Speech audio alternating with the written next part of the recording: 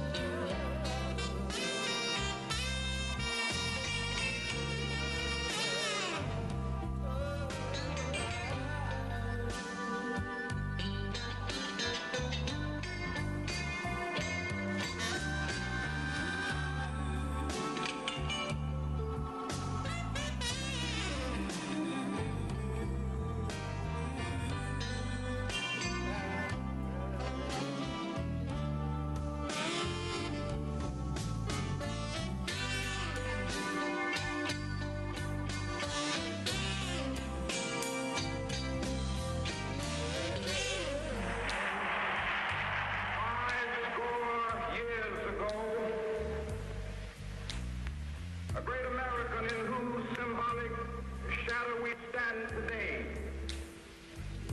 signed the Emancipation Proclamation. This momentous decree came as a great beacon light of hope to millions of Negro slaves who had been seared in the flames of withering injustice. But 100 years later, the Negro still is not free. 100 years later, the life of the Negro is still sadly crippled by the manacles of segregation and the chains of discrimination.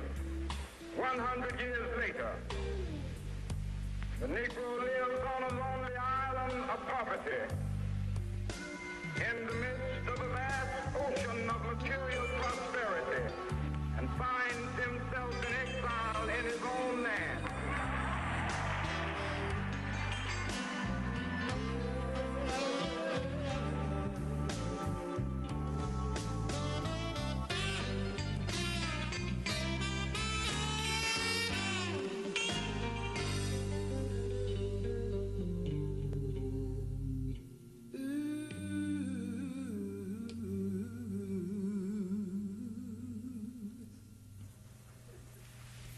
What does that say? None. What is your name? Can you read that? Sure. Well, I can't. Cross it out and write it so I can read it. Okay.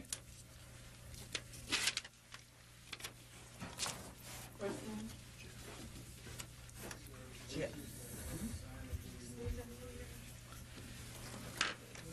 What does that say? Louis A. Wright. Cross it out and write it so I can read it. I'm done. No, don't pat me, number one. And number two, you either follow the rules or you leave. Now, get your name on there so I can read it.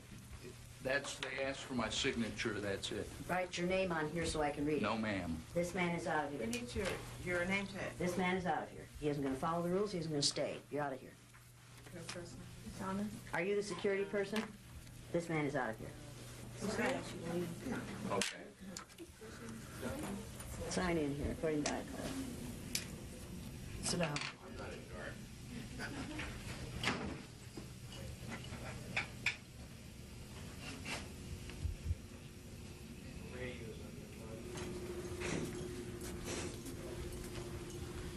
All the way up? All the way up. Okay.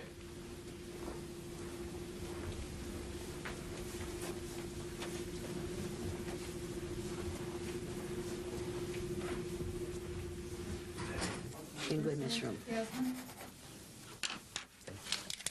Thanks. Sign in here, according to that code. Well, I guess I'm over here in the non. I'm not brown. You put that? Sit down.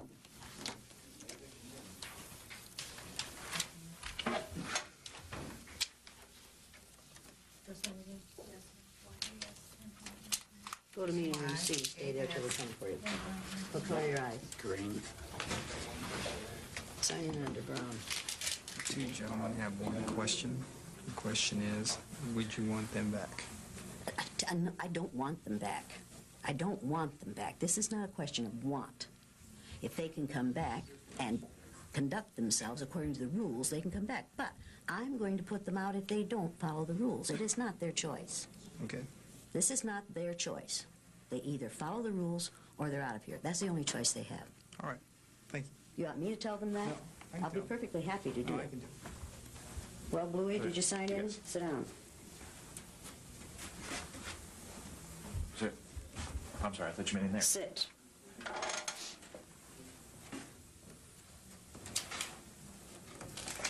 Go to meeting room C and stay there till we come for you.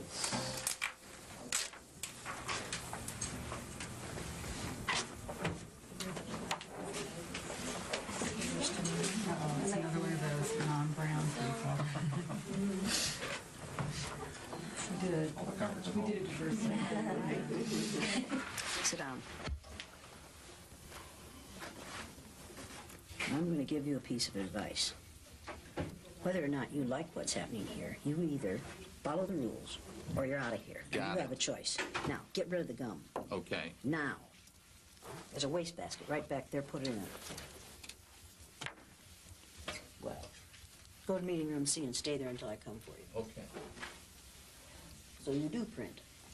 Sit down. Jan, call, you have a call on line 3. Jan, line 3. Move your legs. I'd have to straddle your leg.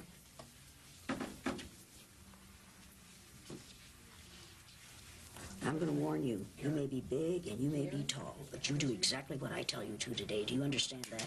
Don't have a problem with that at all. Good for you. So even though we face the difficulties of today and tomorrow, I still have a dream. Yeah. It is a dream deeply rooted in the American dream. I have a dream that one day this nation will rise up and live out the true meaning of its creed. We hold these truths to be self-evident that all men are created equal. I want every white person in this room who would be happy to be treated as this society in general treats our citizens, our black citizens. If you, as a white person, would be happy to receive the same treatment that our black citizens do in this society, please stand. You didn't understand the directions. If you white folks want to be treated the way blacks are in this society, stand. Nobody's standing here. That says very plainly that you know what's happening. You know you don't want it for you. I want to know why you're so willing to accept it or to allow it to happen for others.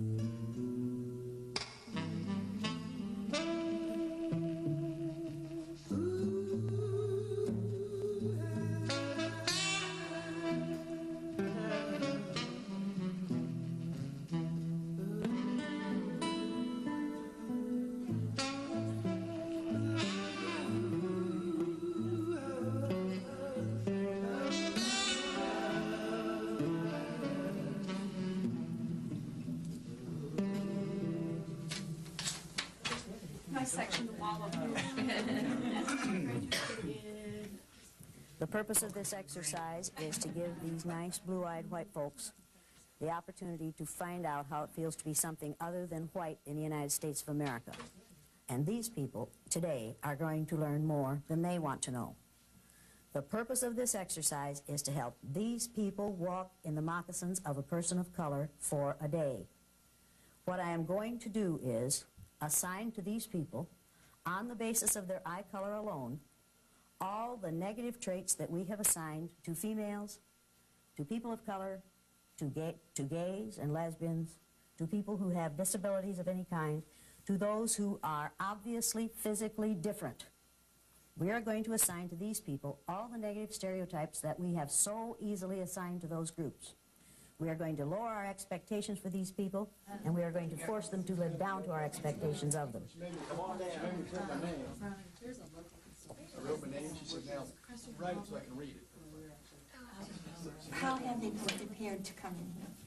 Not at all. They're just sitting We in just set them into a room in which there are 3 chairs for 17 people. Now, It's hot in there. it's hot in there? Is it hot in there? Well, then it's probably smelly, isn't it? Because blue-eyed people sweat a lot, and you know they don't smell good. So I wouldn't want to be in that room after they've been in there. We don't tell them anything. We just send them to the holding room.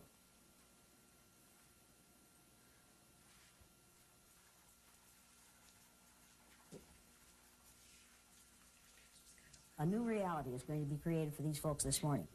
Now, we're going to treat these people negatively on the basis of the color of their eyes.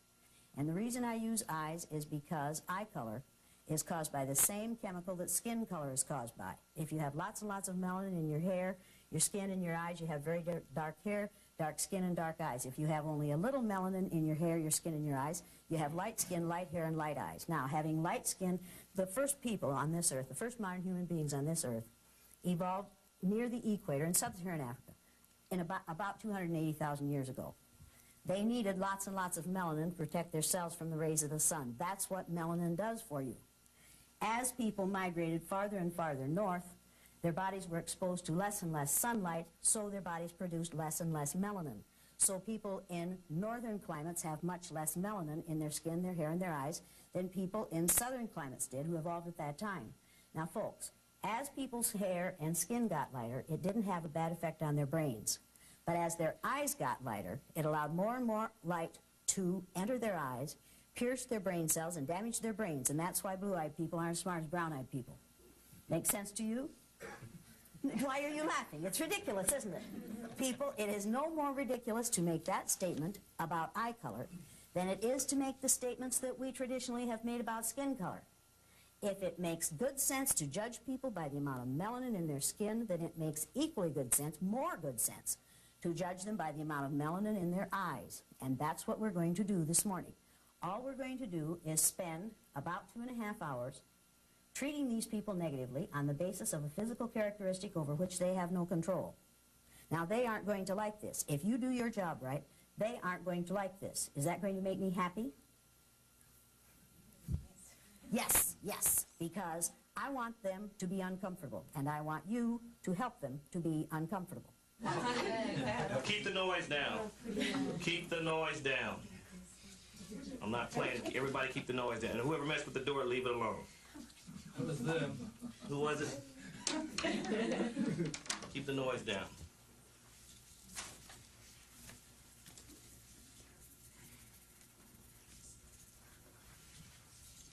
we should sing "We Shall Overcome." Does anyone know Okay, the what words? actors are you guys with? You see what this badge says? I'm not an actor. Keep the noise down in here.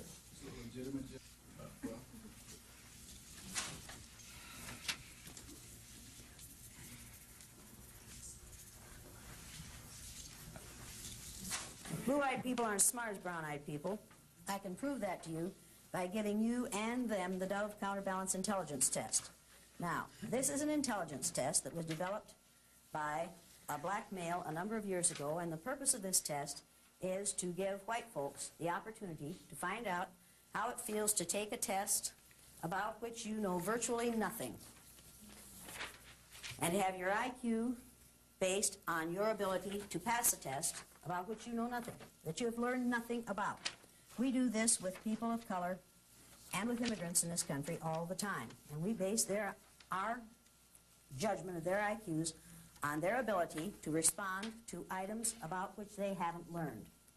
The blue-eyed people aren't going to know many of these answers because they aren't very intelligent, because they haven't had to learn about people who are different from themselves, because they have only had to learn about white culture. This is a test that is based on the black culture of a number of years ago in this country. These blue-eyed people won't know many of these answers because they aren't smart, they aren't caring, they aren't curious, they don't feel that they have to learn about those who are different from themselves. That's the way they are.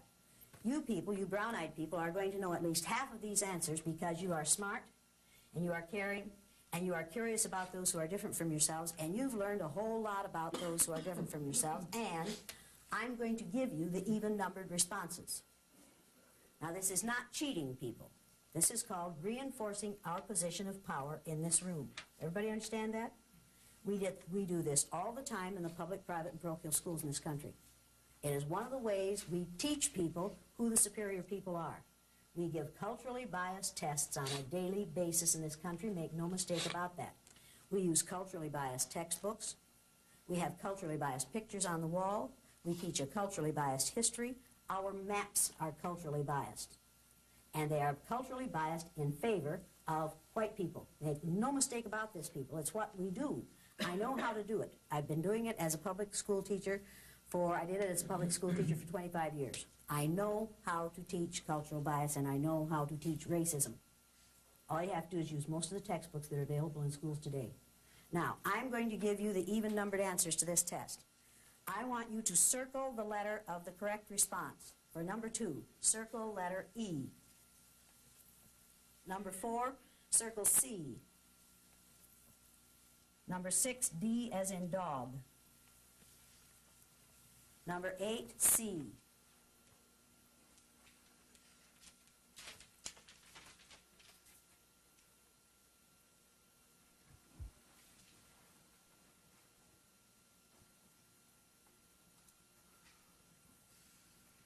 C, 20C, 22B as in Bluey. Okay? Now, people, when you take this test, put an answer on every line on the left side of this page. Put an answer on every line. Don't just leave those answers circled. Because if you do that, they'll look over at your test and they'll say, see, you cheated. Now, we aren't cheating. We are simply reinforcing our power. Has nothing to do with cheating. It's just the way society is. Put your paper underneath your pad. When you take the test, move your chairs back so that they can't see your answers, because if they can see your answers, what will they do? They'll copy them, because that's the way they are. You just have to realize that. Now, we're doing this for their own good. We expect them to be grateful. The rules for the day are going to be that you will not look at these people unless you can either frown or sneer at them. It's all right to laugh at them, but do not laugh with them. How many of you have friends in the blue-eyed group? Let me put it this way. How many of you used to have friends in the blue-eyed group? Now, some of these people are going to leave here very, very angry. Make no mistake about this. That is their choice.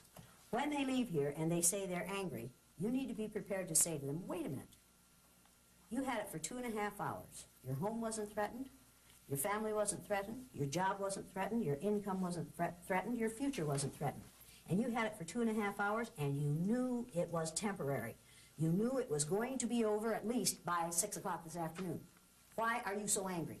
And if you are so angry after 2.5 hours, can you apply that, the way you feel about that anger, to what it must feel like to live with this for a lifetime? In order for this exercise to work, it takes your cooperation. Now, how many of you are going to cooperate with this exercise? Raise your hand if you're going to cooperate. Why are you so slow at getting your hand up? Because it sounds like rude behavior, and I would normally not, I would go out of my way not to be rude, so I will have to try to do this.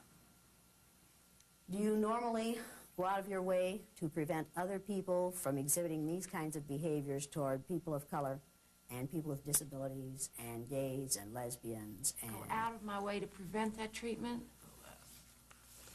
50-50. I mean, yes and no. Yes, sometimes they do, Is that good no, enough? sometimes no. No. People, the only thing necessary for the perpetuation of evil is for good people to do nothing. And for the most part, we white folks do nothing so that we can say, well, we didn't do it. We aren't responsible. As long as we do nothing, it is like giving our approval for those who are going to do the negative things. It is not enough to do nothing.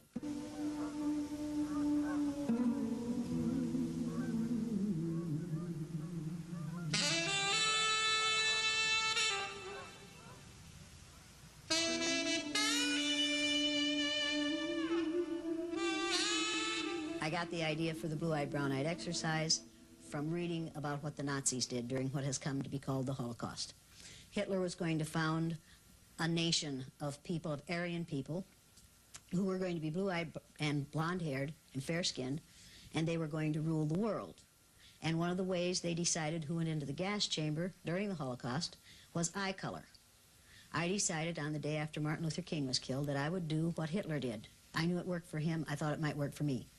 I decided that I would pick out a group of people on the basis of a physical characteristic over which they had no control, and I decided that it would be eye color. I didn't know for sure that that had really happened. I had read about it, I had heard about it, and I had seen movies about it, but I wasn't sure until I read the book Mengele and also the book The Nazi Doctors, and realized that yes, indeed, this was true. And in the book Mengele, which I have here, and which is one of the really scary books I've ever read, it talks about him doing these experiments without benefit of anesthetic, either chemically or surgically, on people of all ages to find a way to change people's eye color from brown to blue, so that when they found a brilliant brown-eyed Jewish person, they could change that person's eye color and so make that person a member of the master race. Now, this was in one of the most civilized societies on earth. Some of the greatest philosophers the world has ever known came out of Germany. And here, this man with this intelligence taught us all that if you have enough brains and enough power, you can kill other people who have a lot of brains who have no power, and you can do it on the basis of a physical characteristic over which they have no control, or a religious belief with which you disagree. That's a scary, scary thought. It has happened before, it will happen again unless well-meaning people read things like this and realize that this wasn't a monster. This was a man who was doing what he thought was right and had the power to do it. This is an interesting book. Here's another interesting book called The Nazi Doctors that tell you exactly what it took to get people of intelligence and education to go along. It's terrifying. It is absolutely terrifying. And the terrifying part of it was that, in fact, ultimately it was so easy to get them to go along. Intimidation works.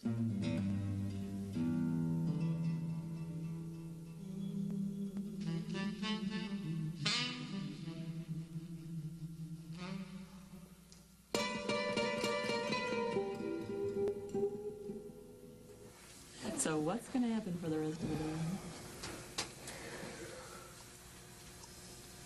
So, I mean, we're really not afraid of anything happening to us. We know realistically nothing is going to happen to us if we walk out the door, but we can still play the game. Play gin. Right. Right. We want coffee. We want air. Air would be good. Air would be good. There's nothing that says we can't have that. We've just been passively sitting here because we're good people and they ask us to. Absolutely. Now, we're going to call these females girl, honey, sweetie, baby, chick, darling, What are we going to call these males? Boy. Boy. Boy. And you don't say boy, you say boy. When it's properly said, it's a two-syllable word. Boy. And we use boy to keep black males in their place on a daily basis. All we have to do to lower someone to the age of 5 to 12 is call him a boy. And we do it to accomplished black males over the age of 70. And we get away with it. Now, for 2.5 hours, we are going to make these people look inferior and feel inferior. How many of you think these white folks can take this? Now, people, think about what you've just admitted.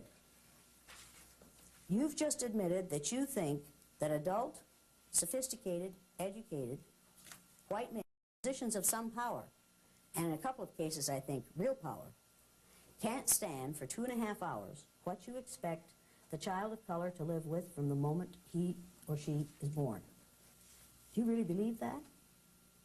Do you really believe that these white people can't stand 2.5 hours of being treated verbally the way they treat other people for a lifetime? Because if you do, you've just admitted something extremely interesting. You have just said that people of color are stronger than white folks.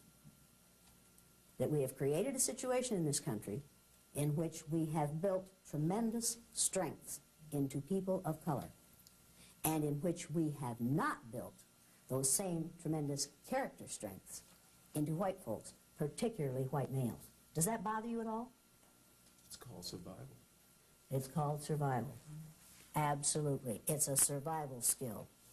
Bear in mind that these people are in their child ego state, and that's where they're going to stay, because people are easiest to control when they're in their child ego state. So these people are being treated like children, and they're going to act like children, and it's what we do with females in this country every day. We treat them like children, and when they act like children, we say, see, you're acting like that because you're female. Now, people, if you are tempted to look at one of these people and wink at them, to let them know, without me catching you, that you really don't mean any of this, I'll change your eye color so fast it'll make your head swim. So just let me catch you looking at your tall white friend here. Just let me catch you doing that, friend. Let me see your eyes. You'll join them quick. You'll right away. You want to be with them? Okay, Brownie, you're going to be a bluey. It will not make you comfortable. Do not give these people any kind of reinforcement, people. Do not smile at them. Do not look. If you're sad for them, don't let them see it. And some of you are going to be sad for them. You look like you're sad for them already, and we haven't started yet. You aren't sad for them? Good. Not good for you. That's the right attitude. Just don't want to be one. Now, people, all I'm asking you to do is act white. That's all I'm asking. Just act white. You white people know how to act white. You've been doing it all your lives. You people of color know how to act white. The way to get ahead in this society, if you're a person of color, is to act as white as you possibly can. Now, am I exaggerating here? Is that the message that this society sends? Assimilate. Assimilate really means act white. Assimilate means be as similar to the power group as you possibly can be, which means act white. And you can turn intelligent, bright, committed, conscientious, ambitious people into people who act lazy and slovenly and stupid and slow and unmotivated. And you can do it in 15 to 20 minutes, and that's what you're going to do this morning.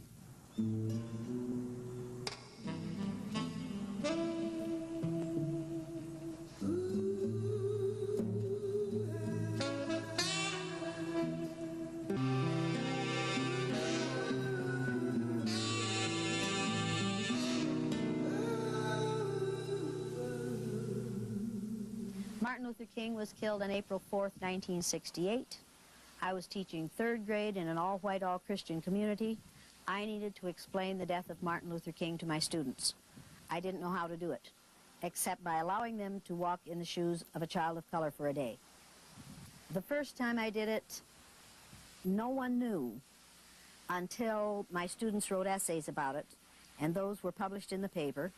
And then the Johnny Carson show called and asked me if I would come in and do the Johnny Carson show.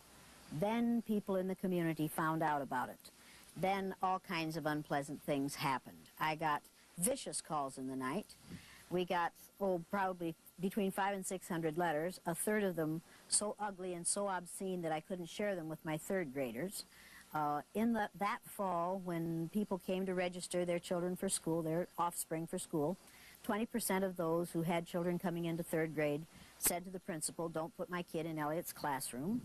Every year after that, the same thing happened, only sometimes parents would call in and say, "I don't want my kid in that nigger lover's classroom." And the principal never had to say, "Which nigger lover do you mean?" Because we all knew there was only one. My children were beaten and spit on, my own offspring. We have 4 children.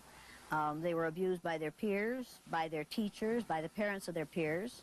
My parents lost their business.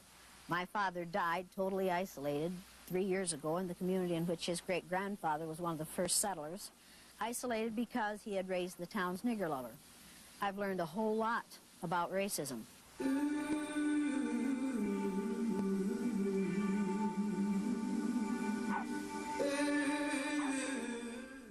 Edith, do you trust that Bluey? No. I wouldn't trust that Bluey, but you can if you want to. Now, I want those collars on the outside of your coat collar or dress collar or blouse collar or shirt collar or whatever it is you're wearing. And I want the collars taken good care of at all times, and I want the pin under your chin. Put the tag of her dress in, will you? That's so she got half dressed this morning. Now, people, before you can't arrange that properly? I guess not. I guess not. Fix it. Get the sunglasses off your head. Put them in your purse with the rest of your junk. Should we have to tell her that? No. Why do we have to tell her that? They're slow. They're unmotivated. They're lazy. They're disinterested. Now, do you have any physical problems that will be made worse by sitting on the floor for an extended period of time? Don't give me I doubt it. Yes or no? No back problems, no hip problems, no leg problems. No heart problems, no high pressure, high blood pressure, nothing like that. How about you? How about you? No. You? Do you care? No, but I have to know because if something happens during this, you're liable to file a lawsuit. So I want to know going into it whether or not you have any problems. I don't want them made worse because I don't want to have to take a lawsuit out of this. Do you understand that? No. No. Oh, you don't understand that? Well, your low IQ is another one of the problems I'm going to have to deal with today. Now, do you have any physical problems that will be made worse by sitting on the floor for an extended period of time? Yes or no? I'll say no. He's going to say no. Does that mean he doesn't have, or does that mean he's going to say no now, and later he's going to accuse me of having made him worse? Trust him. Can I trust this boy? No. Is he playing games? Yes. Am I going to put up with him? No. Do you have any physical problems that will be made worse by sitting on the floor for an extended period of time? Yes or no? Do you or do you not? You don't care. Honey, Typical. honey, if you want caring, go to your mother. Do I look like your mother to you? She's dead. Then go to some other nurturing female in your environment. That is not what I am about. Do you have any physical problems that will be made worse by sitting on the floor for an extended period of time? What is difficult about answering that? There's no sense in it if you don't care. The purpose of this is to find out whether you are going to be in worse shape physically after this is over as a result of sitting on the floor. I don't want you to be. I care because I don't want you suing me. So there, I care. Now, That's what I want to do. I care. Do you or do you not? No, I'm fine. Thank you. Whoa. Thanks for caring. Whoa. Friend, I don't care about you. You need to understand that I don't care about you. I care about me. Then you need to realize maybe I lied to you. I care about me. If you lied to me, we have it on tape that you said no. And I have So it on now, tape. if you try to sue us, forget it. And I care about the repercussions for my sake, not for your own. Understand that. But I care about you. Oh, good. Then don't make me spend my precious time messing with you anymore. Okay, that's your All right? Yeah. Yes. Turn around and face the front of the room. Turn around and face the front of the room. Now, I know what you're thinking. I'm going to see how far I can push this woman. I'll tell you how far you can push me. You can push me this far, and you've pushed enough already. You either turn around and face the front of the room, or you leave. You're going to follow my rules, or you're out of here. Turn around and face the front of the room. Once again, do we care? No. Do some people like being treated like babies? Yes. Do we have to take care of them? Yes. Do we have to see to it that they're sitting in the right place? Yes. Do we have to see to it that they're facing the right direction? Yes. Why do we have to do that? Because most of them are stupid, and where do they spend most of their time? In what ego state? Their child ego state. Have we seen examples of people spending time in their child ego state already this morning? Absolutely. Absolutely. This boy wants to know that you care. Should it matter to him one tinker's damn whether I care? No. Does it really matter to him? No. But does he want me to force me to care about him? Yes. Can he do that by behaving the way he did? No. No, people, that is not the way it's done. And women, no, that's not the way it's done. Now, when people act the way this one just did, he is in his child ego state. He has gone to the age of about 7. I want it my way, and I want it now. I don't have to do it unless you care about me.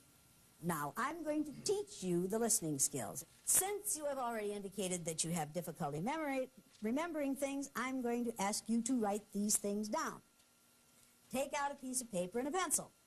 Write exactly what I say, exactly as I say it. Number 1, good listeners have quiet hands, feet, and mouths. Write it down quickly before you forget it. Write it right now. Good listeners, what does yours say? Good listeners have quiet hands, feet, and mouths. How many commas do you have in that sentence? None. Why? I was writing fast and I left the commas out. Give me your paper. How many commas do you have in your sentence? I have none. Why? Because I heard you say none. He heard me say none. Oh, sweet Jesus. But you don't. Well, now, Sonny, you have a period on there, don't you?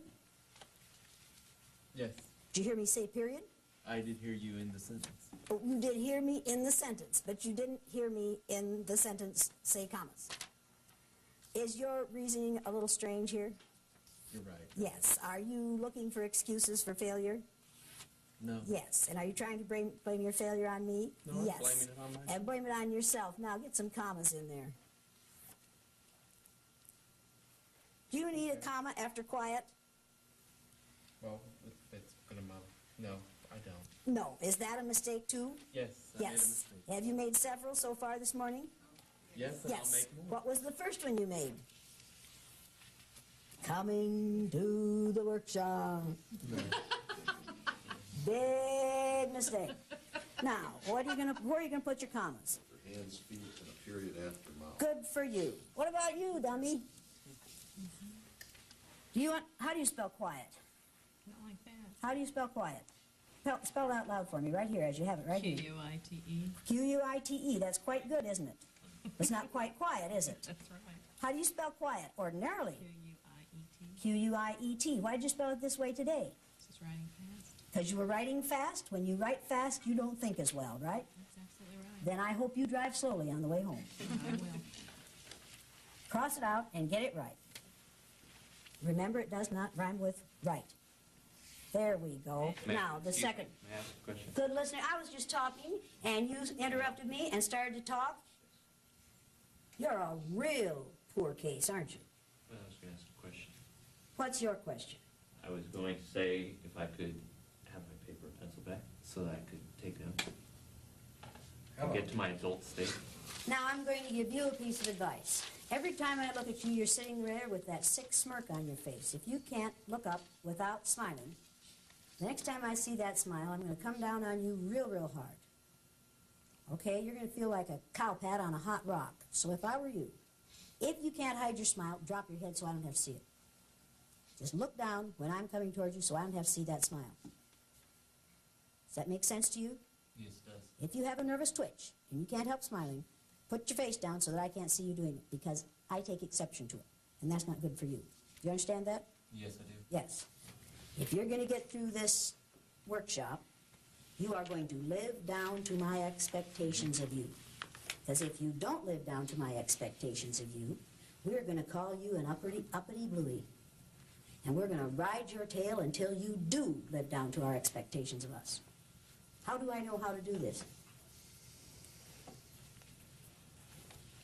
By your observations.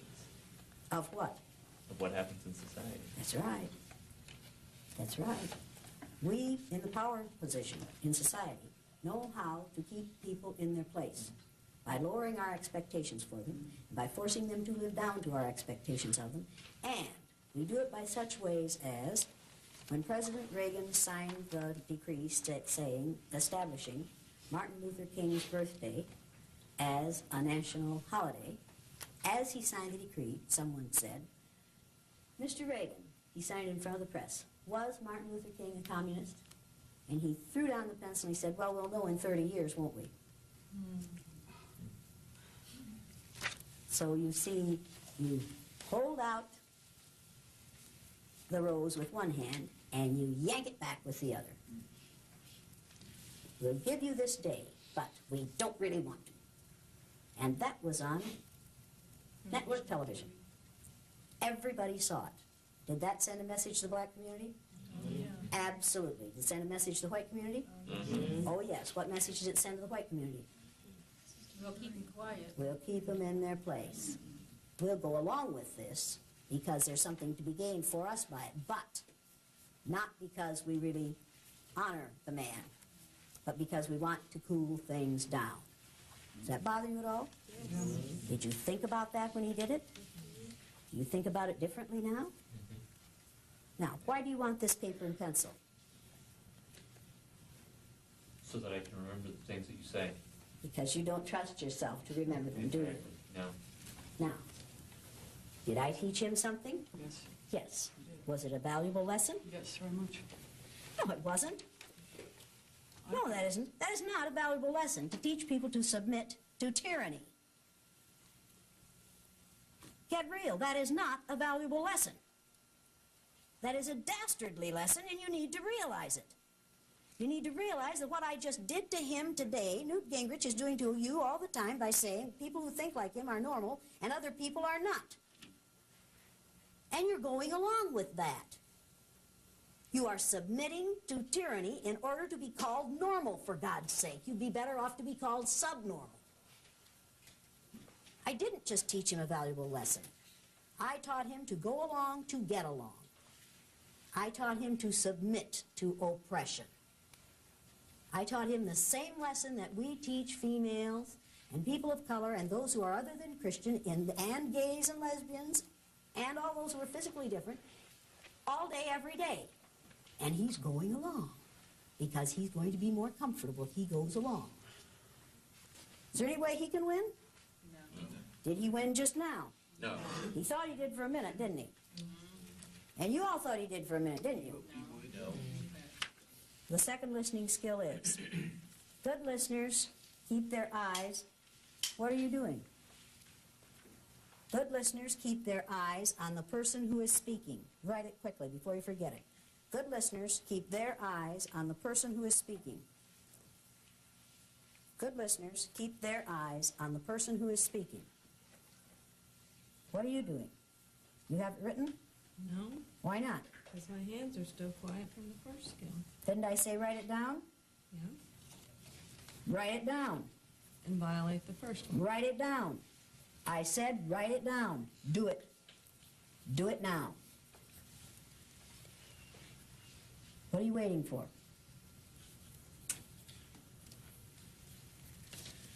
Now I'm going to warn you about something. In case you don't recognize it, I'm messing with your mind.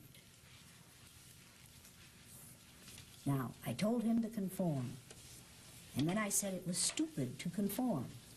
So then you decided that you wouldn't conform. So now you're in trouble. Now, what had you better do? You never know what to do. That's right. That's right. Just the minute you think you've caught on to the rule, what did I do? You changed the I changed the rules, people. Am I good? You're good. Am I good? Do I know how to do this? Absolutely. I'm a white female. I learned how to do this at my mother's knee. I know exactly how to do this. I can turn you every which way but loose. And there ain't no way you can win. And we can do this outside this room. Our society does this on a daily basis. We build people up and then we tear them down. We're doing it with Colin Powell right now. We're going to build that boy up, and that's what we're calling him, that boy. We're going to build him up, and then if he gets anywhere near where he wants to go, where he doesn't really want to go, but we're flattering him into going there. And about the time we get him up there, what are we going to do? Kick the blocks out. We're going to kick the blocks out and let him slide right down that slippery slope, unless I'm very much mistaken. Because do you really think that this country is prepared to vote in a black president? Are you think this country is prepared to vote in a female vice president? No.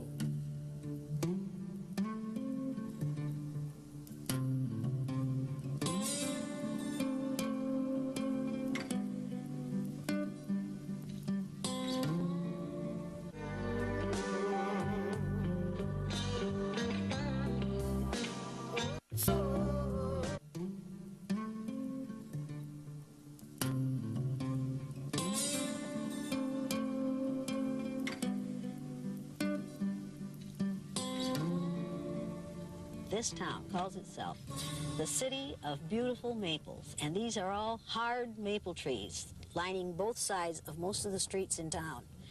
In 2 weeks, they will all be these gorgeous yellow and orange and red and gold colors. And people will come from miles around to see the color in our trees. And this city is just so proud of that wonderful, wonderful color in these trees. But they do not want people of color to come and reside in this community. We love color in our trees. We do not want it in our skin. And it breaks my heart because it is so, because this is a beautiful little community, and they're very proud of their feelings for one another, the size of their churches. Their churches are full every Saturday, every Sunday, and every Saturday night. It's wonderful. It's a wonderful place to raise children. As long as you don't want to raise children of color here. It's heartbreaking.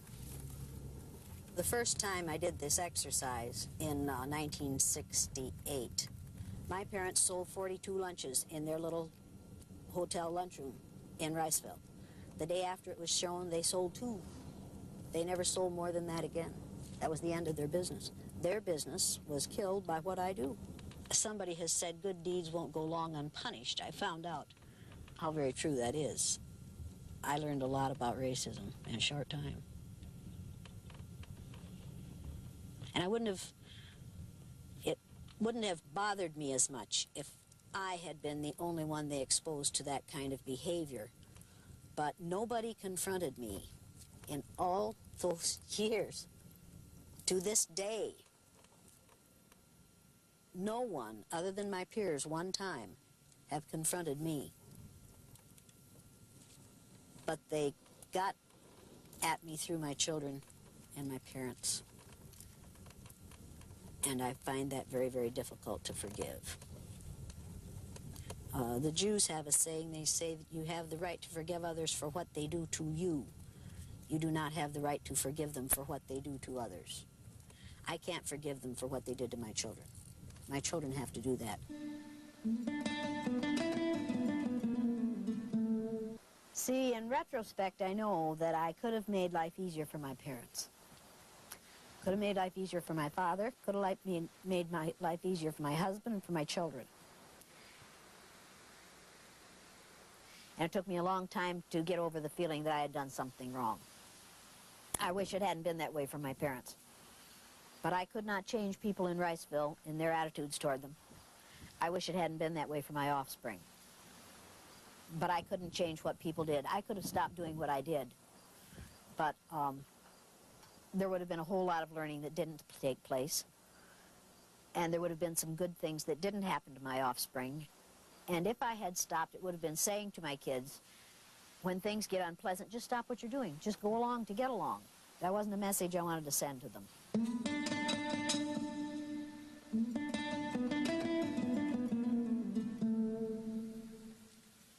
It's a new experience for most of you. Perhaps not for this one. But for most of you, it's a new experience to have to just be submissive. Just get your poop in a group and keep your mouth shut. Just do the very best you can so you don't call my anger down on you.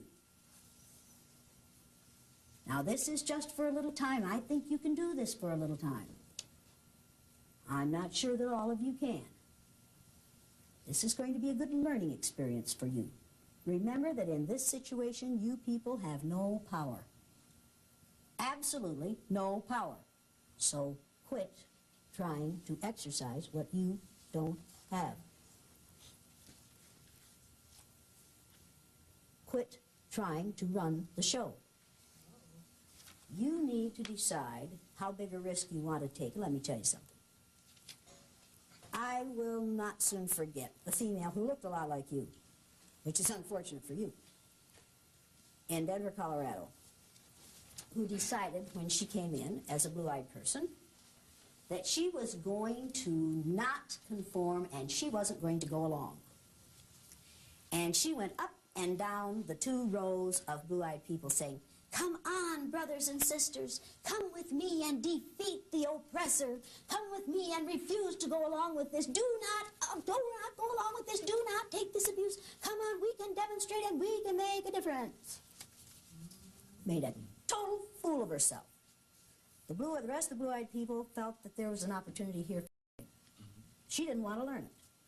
She, in effect, was saying to people of color, if you would protest, these things wouldn't happen to you. If you do what I'm doing, these things wouldn't happen to you. When people of color have protested in this country, what have we done to them? Killed them. But you see, as a white female in that situation, she was in no danger whatsoever.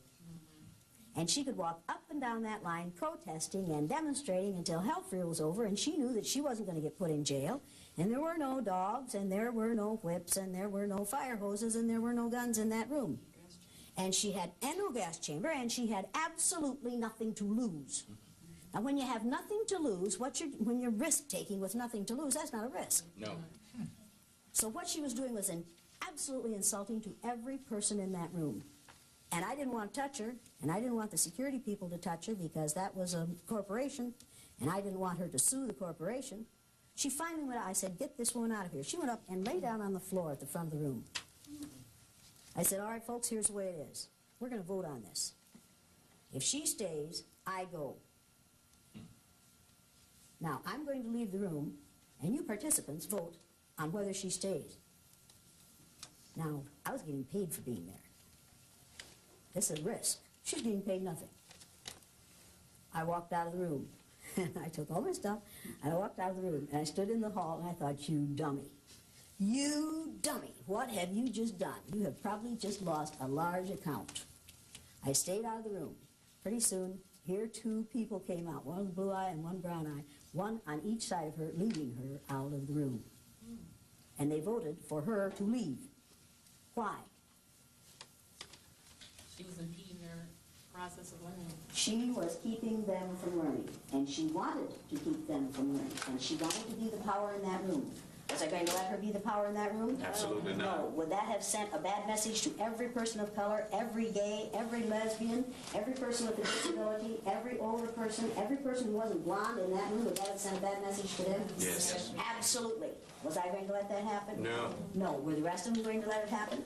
No. Who was responsible for them voting what I thought was the right way? They were. They were. They were.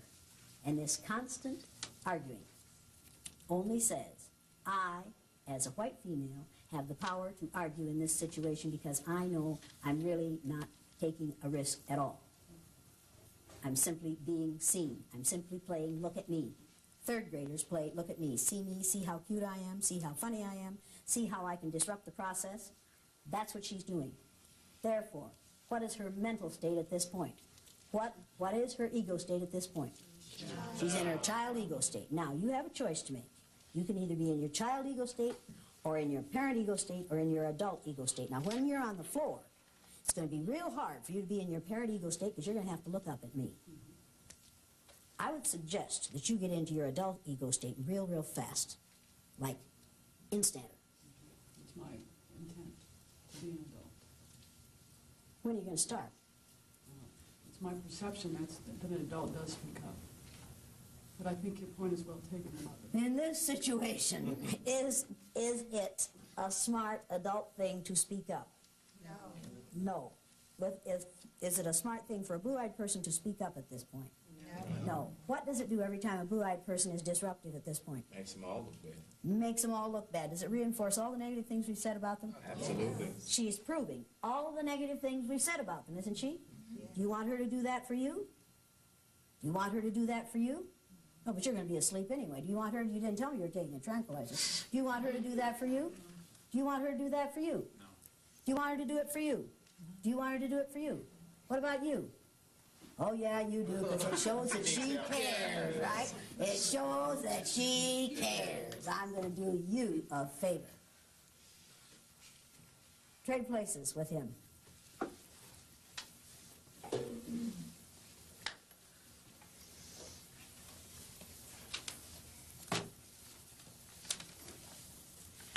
Now, the second listening skill is, now, I don't want you to talk to him. Oh, I think you're in the wrong place. You trade places with him.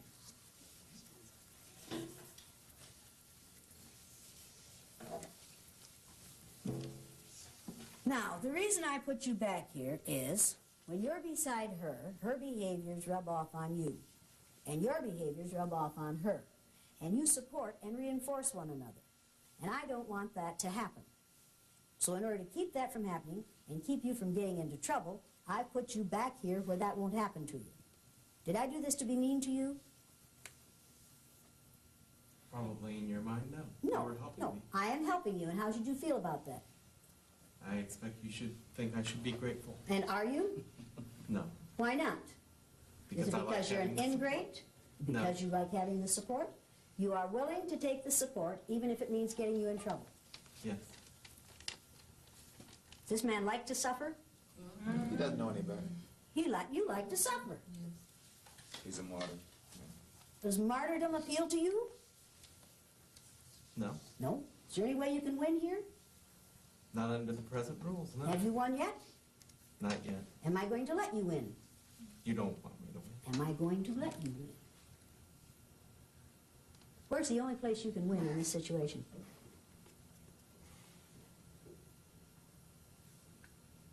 I can. Can you win in your mind? Yes. Yes. Yes. So within me, I can. Within you, you can win. But will I know that you have won within you? Yes. No, I won't. And neither will they. Because we will use everything you do against you. I won't know that you have reinforced yourself inside yourself. But will you know that? Yes. Yes. Is that valuable to you? Absolutely. Absolutely. Is that going to be hard for you to keep on doing that while I keep on badgering you? Yes. Yes. Are you going to have to keep working and working and working to make that happen? Is Yes. that fair? Every day? Shit, no, it isn't fair. Did you think this was going to be a fair day? No. No. You think what goes on outside here is fair? Absolutely not. Absolutely not. You spend a whole lot of time outside here holding it in and winning inside yourself even though society doesn't want you to? Yes. Yes. And do you? Yes. Who do you think spends more time in that endeavor? You or that man right there? Probably that man. Probably that man right there. Probably. What I'm doing to that man and to you happens to his children, unless I'm mistaken, in the school on a daily basis. Am I mistaken? All the time. All the time. And when you watch that happen to your children, and know you'd better maintain a low profile if you want them to get through the school year, what does that do to you? Tears me up. Tears you up. What does it make your sons think of you? It's a difficult situation. Difficult situation. And who makes that situation difficult? You know who makes it Yeah, I know who makes it difficult. You're damn right I know who makes it difficult. I make it difficult, and people who look like me make it difficult. And do we spend a whole lot of time feeling badly about it? And we talk a lot about it. If we didn't enjoy it, what would we do? Stop. We'd stop doing it. We'd stop doing it. Are you folks on the outside, you brown-eyed people, having a better time here today than they are? Yes! You having more fun than they are? Yes. Have you had fun yet? Why not? Because I'm a blue-eyed person. Yeah, and what, as a result of being a blue-eyed person, what is going to happen to you? Be treated differently. That's right, and is there anything you can do about it? Not one thing. Is there anything you can do to change my behavior? None. Absolutely. His tears bother me? No. No. His wanting me to care about him bother me? No. His embarrassment bother me? No. Does the embarrassment that females suffer in the workplace bother the powerful males in the workplace? No. If it did, what would they do about it? Put a stop to it. Immediately. Immediately. Is what happens to people on reservations, on Native American reservations in this country, bother the people in power in this country? No. Not one bit. We are going to increase that pain instead of ending it. Do we care? Do you care? Now, you all could have learned something in the last hour or hour and a half that you've been in here. You could have learned something about how discrimination works and how it feels to be on the receiving end of it. You could have learned about society and society's rules. You could have learned about how hard it is to be in control when you have no control. You could have learned something about power and the use and misuse of power. And a reality that you have never experienced, I think, before. Most of you, I think, have never experienced the reality that you are experiencing this morning. Have you? Before this? Have you? You? Have you? You? Not in this country. You? You? I like the way you say not in this country. You? Have you? Have you ever experienced anything like this before? I've experienced discrimination because of being a woman, yes. Of being a white woman. Do you think the discrimination being visited upon you as a woman is the same as the discrimination that is visited upon her as a woman? Her reality. And your reality in this country. You do not live in the same country that she does. You live in the United States of America, but you do not live in the same country that she does. And neither do I. And neither does she. And she says she has never experienced this kind of treatment in this country. How many of those of you who are brown-eyed have experienced this kind of treatment in this country? The land of the free and the home of the brave, in which you are citizens.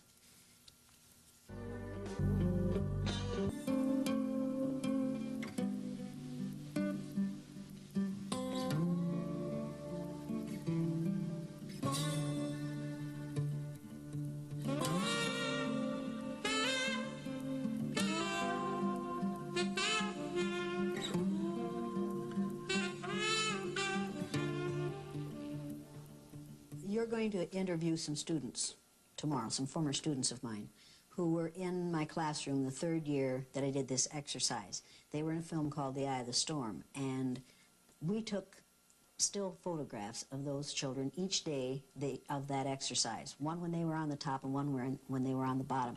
And I have some of those here. The interesting part about these pictures is you can take a child who's a perfectly happy, normal human being on one day, and by putting a collar on him and telling him he's inferior, you can turn him into a frightened, vulnerable, intimidated, suspicious child who cannot succeed on the day he's in the wrong place. This is like the powerless and the powerful. This is Rex on the day he's on the bottom. You're going to meet Rex tomorrow. This is Rex on the day he's on the top. All of these students that you're seeing now and that are in the film The Eye of the Storm are moderately to severely dyslexic. None of them were supposed to finish high school. Rex now has his MA in Elementary Education Administration. You're going to talk to him tomorrow. He is going to be teaching children to make a difference. This is Sandy on the day she was on the bottom. And this is Sandy on the day she was on the top. Sandy's the one who said, when we did our reunion 5 years after they graduated from high school, I asked Sandy whether having had this exercise when she was in third grade had changed her life at all. She's the one who said, yeah, now when I hear one of those bigoted remarks, I wish I had one of those collars in my pocket. And I could take it out and I could whip it around that person's neck and I could say, now you wear that for 2 weeks and see how you'd like to live that way for a lifetime. Rex is the one who said, I'll have that collar in my pocket for the rest of my life. I can't get that collar out of my pocket. This is how Laurie, you're going to meet Laurie tomorrow. This is how she looked on the day she was on the bottom of this exercise. And this is how she looked on the day she was on the top. Now you think about this is just one day in these children's lives. And look at the difference. What if she had to live this way if she expected to live this way for a lifetime? He would soon begin to doubt her intelligence, and so would she. I don't think I had a picture of Milton in there, did I? But this is Milton's. Every day of the exercise, each day of the exercise, the children had to draw themselves as they felt that day. And this is how Milton drew himself. This is the day he was on the top, and they drew these and colored them. And Milton has an eye for drawing like I have only seen in one other child in all the years that I've taught. But because he was dyslexic, he got no respect from the school, and so his life is down. It's just a wash, and it breaks my heart because he's probably the most talented child I have ever seen artistically. But this was all in yellow, and there's an angel on his head on the day he's on the top. On the day he's on the bottom, this is all in black, and there are flames, red flames up in here, and there's a little red devil on top of his head. But if you feel like this when you go to school in the morning, every day, or if you feel like this every morning when you go to school, are you going to do a better job than when you feel like this? See, if you can create a situation in a school or in a society in which 11% of your society feels like this, and the rest of them feel like this, which would you rather feel like? Which part of society would you rather be in? Would you rather be one of the powerful or one of the powerless? And how dare society force people to live this way?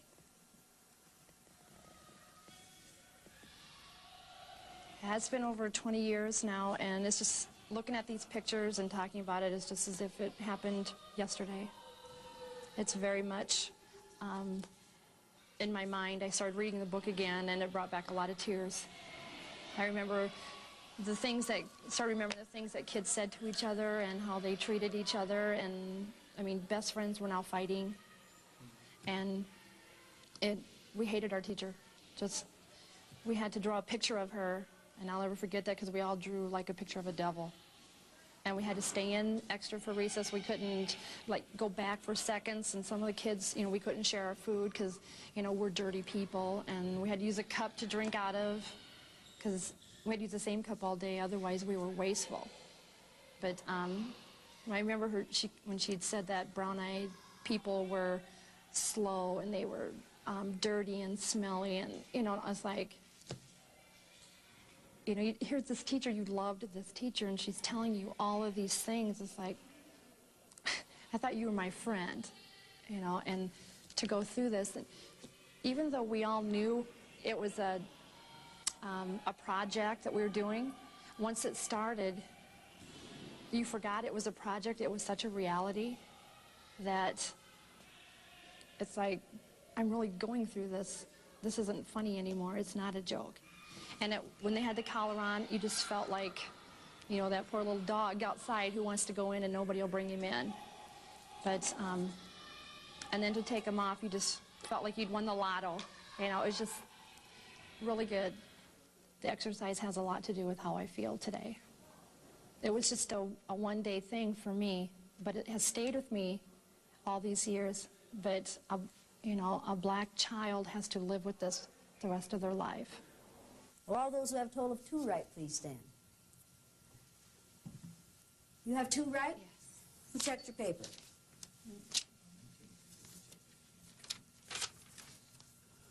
Where are the numbers on this paper?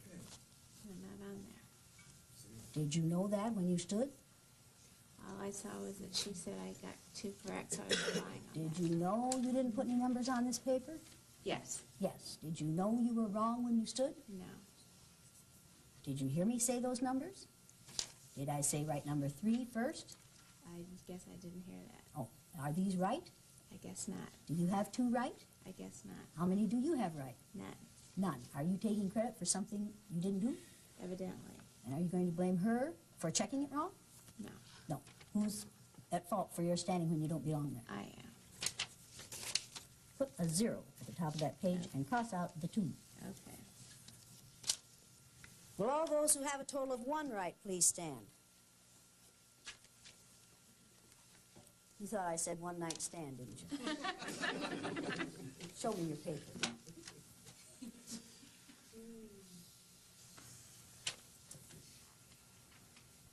You want to check yours to be sure it's right before I look at it? Well, that is right. You did get 1 right. You're 25% right.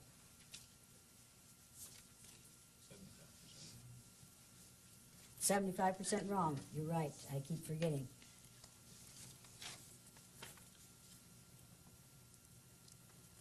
What's the third listening skill supposed to say?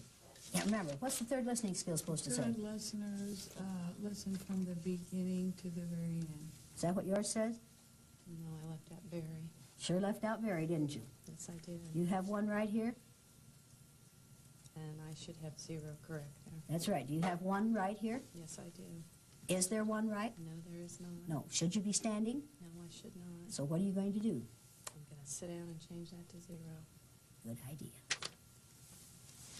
So 2 of these people got 1 right.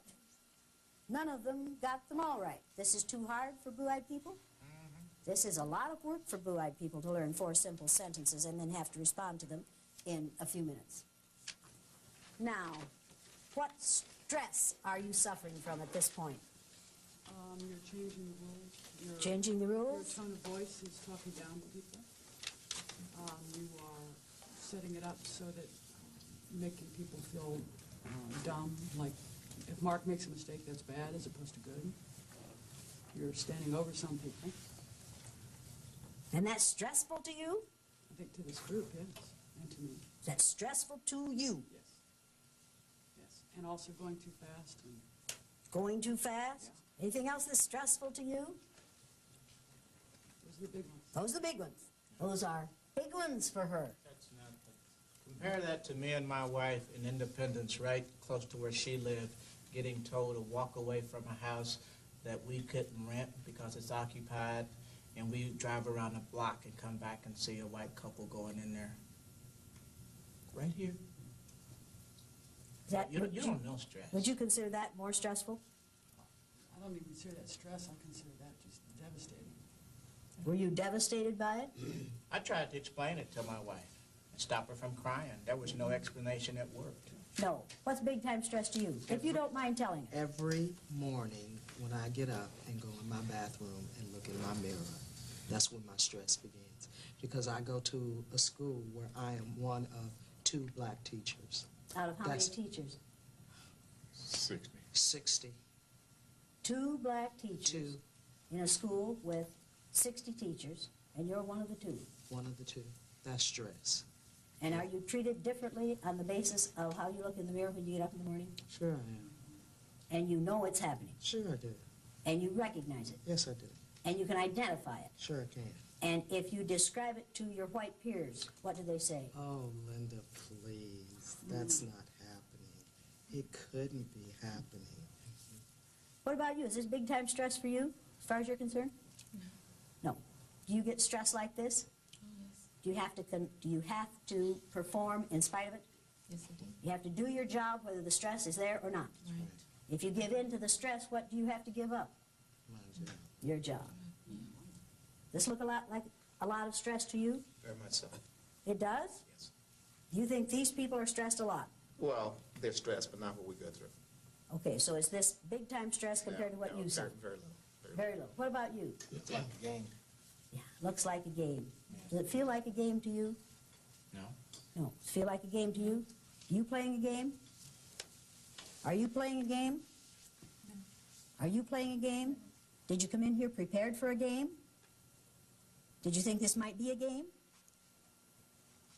Did you think this is going to be a pleasant little day off work or spend your Saturday this way? Does this feel like a game to you?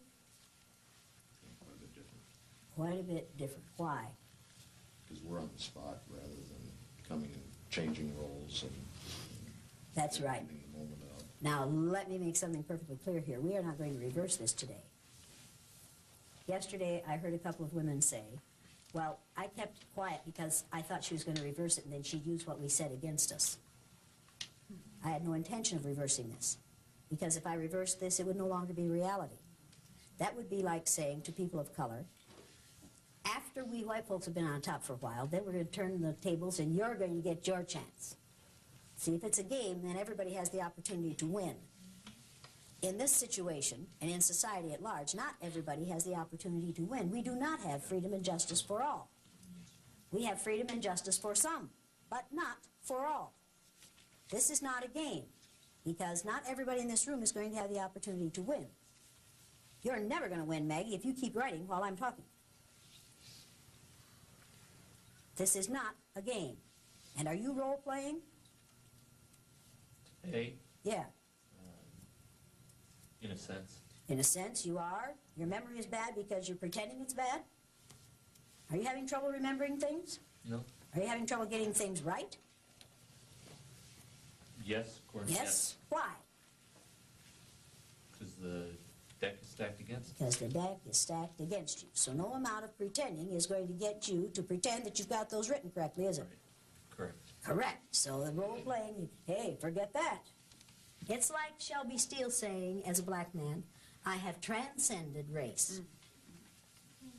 Now, in your heart of hearts, all you people know that I'm lying to you about blue eyes. There's nothing wrong with having eyes of a color other than brown. And you know I'm wrong. Does that give you any satisfaction whatsoever? To know that I'm wrong. Is that making it all easier for you to go through this? No. You can transcend your eye color. Can you transcend my behaviors on the basis of your eye color? No. Can you transcend my eyeism? No. Can you change what is happening in here to you because you know that I'm wrong? No. All you can do is sit there and take it. Tell me what stress is. Now, wait a minute. He volunteered to tell me what stress is. I do not ask people of color to bleed all over the floor for white folks. I don't do that. You want to tell us? Go ahead and tell us. Stress is knowing that when you send sons or daughters to school, that they have to start learning how to be the best. And no matter what they say or what they do, it's never good enough. Because I'm always going to find something wrong with you, to the point of where I'm going to make you so frustrated that you get into a situation where you become unstable and you can't be taught. So now you have to go over here. And now we have to test you. And we're going to tell you what's wrong with your child. We're going to make him a statistic. We're going to keep him in the background continuously. And you have to day in and day out talking to him. There's nothing wrong with you. There's nothing wrong with you. You can do it, you can do it, you can do it. And he continues to come home hurt, and sometimes in fights. And you have to continue to keep doing it over and over and over. And the sad thing about it is that we waste so much time in trying to keep the self-esteem up that we lose the time that he could be learning. And they know that. Now that's what stress is. Quando os brancos enfrentassem situações vividas pelos negros no dia a dia, ela consegue produzir neles o sentimento de serem discriminados, provocando as mais surpreendentes reações. Semana Rebeldes com Causa, o olhar indignado de Jane Elliot, amanhã 11h20 da noite no GN.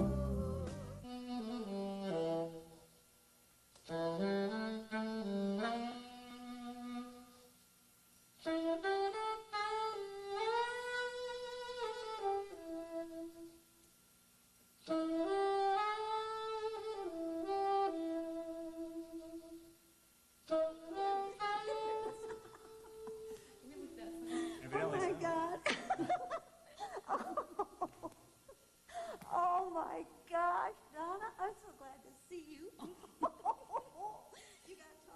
Raymond. Hi. No, you shrunk. I don't want to hear it. I heard what you were going to think. I heard what you were thinking. Oh, my gosh, you all look so great. I'm so glad to see you all. Oh, I said I ran into you once in Riceville, just that one time. And you guys were sitting in the car. Long time ago. I haven't seen you since. Oh, you gotta take your kids and turn them loose at our house. That's the fun. When you're going to do it again. Well, I got the third one now, so I can be more than happy. Yes, so now we can have more fun. Oh, my gosh, you all look so good. Oh, where's Lori? Working, they said. Perhaps so, yeah. Ah, shoot. Well, so be it. Oh, I have I'll something have for it. you. I have something for you. See this? This is Blue Eyes Ward Off Evil. Hey, I need all the help I can get, right? So I brought you each one. Oh, neat. Let's see, these come from Saudi Arabia by way of Sarah through Saudi Arabia. So when you wear them, think of Sarah in Saudi Arabia where men are men and the women laugh at them.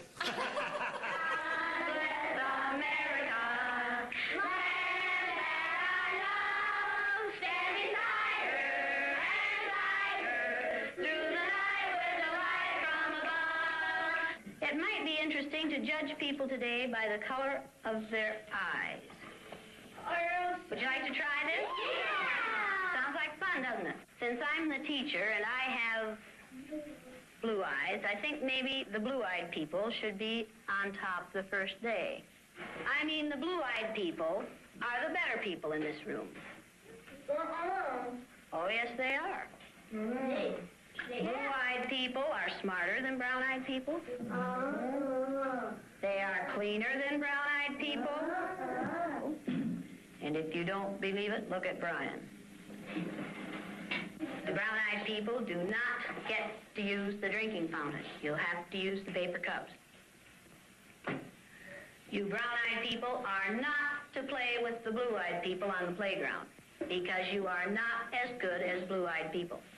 Well, the brown-eyed people in this room today are going to wear collars so that we can tell from a distance what color your eyes are.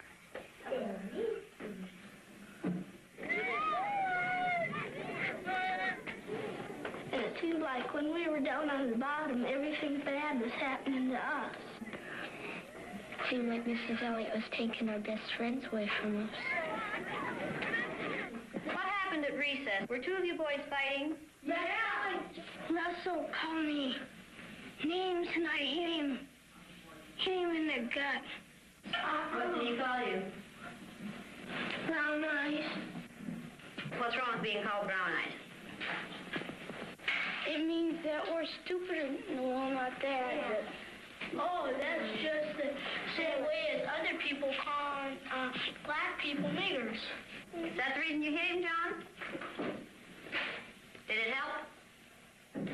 Did it stop him? The first reaction I get from teachers who see this film or from who hear me discuss what I do, say to me, how can you do that to these little children? How can you put those little children through that exercise for a day? And they seem unable to relate the sympathy that they're feeling for these little white children for a day to what happens to children of color in this society for a lifetime, or to the fact that they are doing this to children based on skin color every day, and I'm only doing this as an exercise that every child knows is an exercise, and every child knows is going to end at the end of the day.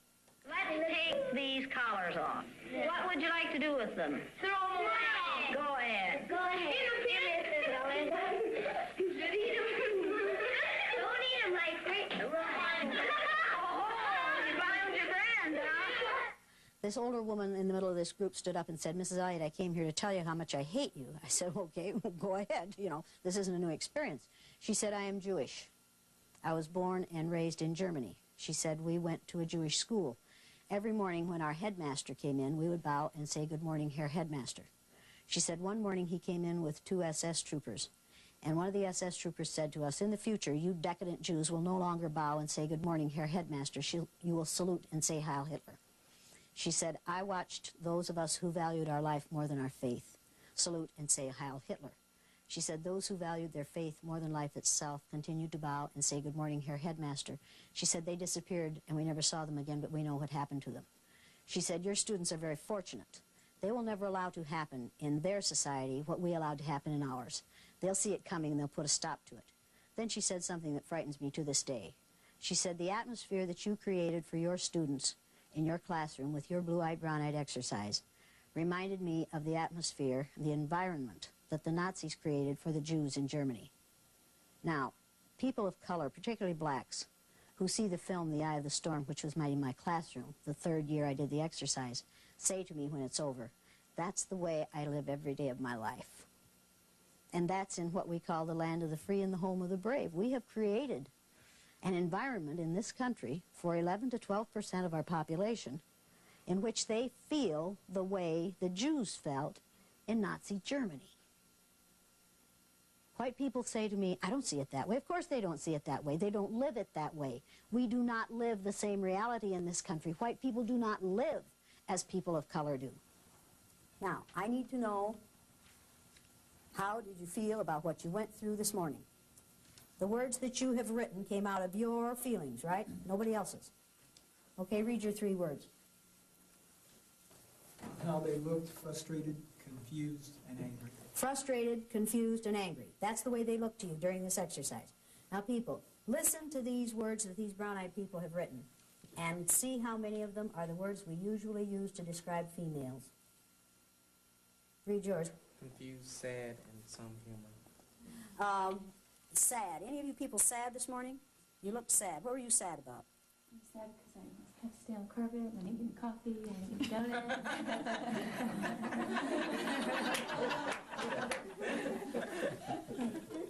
Valley girl?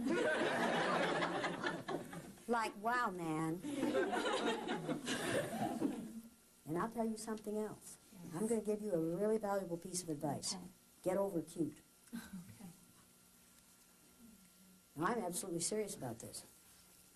Get over cute. Because you'll be cute until you're about 45. And then at 45, you won't be cute anymore. You'll just be an old broad.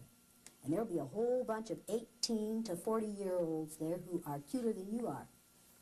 And at that point, you will say, I want that promotion. And somebody will say to you, well, but see, I don't think of you as qualified. I just think of you as cute. And then you're going to howl sexism. Females, get over cute. Get competent. Get trained. Get capable. Get over cute. And those of you who are called Patty and Betty and Susie, get over that. Because we use those names to infantilize females. We keep females in their little girl state by the names we use for them. Get over it. If you want to be taken seriously, get serious. Get over it. Okay, read your 3 words.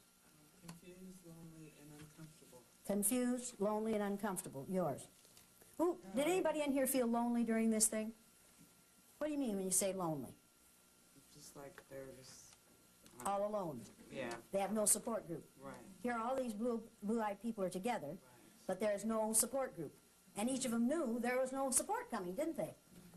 Did they catch on to that real fast? You didn't even seem to expect help from one another. Would you have appreciated some defense? Well, yeah. Well, yeah!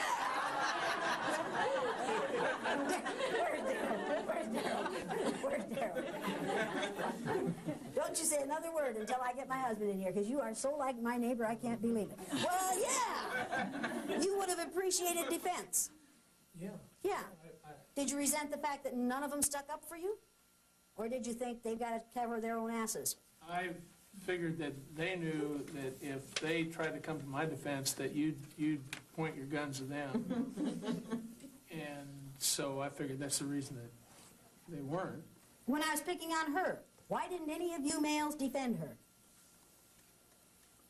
Of course, I wouldn't have defended her either, but why didn't any of you defend her? Why didn't you defend her? It's like if you're picking on her, you're not picking on me. And so by the rules I kind of saw, it's like I'm just going to sit back and lay low. And let her do it to them. It's what makes racism work, people. It's what makes homophobia work, people. It's what makes sexism work. It's what's going to make ageism work. To sit back and do nothing is to cooperate with the oppressor. As long as you folks did nothing, I was free to do whatever I chose to. Read yours. I said they looked intimidated, confused, and scared. Scared. Any of you people scared this morning? What were you scared about? I was, I think the thing that made me most scared was when we talked about the, just doing this for a day, and how it really is a lifetime thing for so many folks. Why does that scare you? It scared me. I really got in touch with just the incredible injustice that I'm a part of. Yeah, yeah. It really scared me. Yeah. I was really aware of my stomach, and I was really aware once I really allowed myself to begin to really understand and really accept, you know, the full impact of this. You know, it started making me really sick. I just really felt physically sick at the. Now, you felt sick to your stomach this morning in a 2.5-hour exercise. Could that have anything to do with why so many black males die 9 or 10 or 15 years before white males do, and so many of them have high blood pressure and problems with heart and all kinds of problems that kill them early and have nothing to do with violence? Could having to confront this and deal with it, or not confront it and cope with it all day, every day for yourself and your wife and your children and your parents and your grandparents make you sick? I guess part of the biggest thing is that it's really hard for me to believe that one person can make a difference. Have I made a difference in you? Yeah. How many people do you think I am? At the end of the Second World War, when they cleaned out the concentration camps in Germany, a Lutheran minister said, when they came for the Jews, I wasn't Jewish, so I did nothing. When they came for the homosexuals, I wasn't homosexual, so I did nothing. When they came for the gypsies, I wasn't gypsy, so I did nothing. When they came for me, there was no one left to do anything. Now, think about it. Just think about that.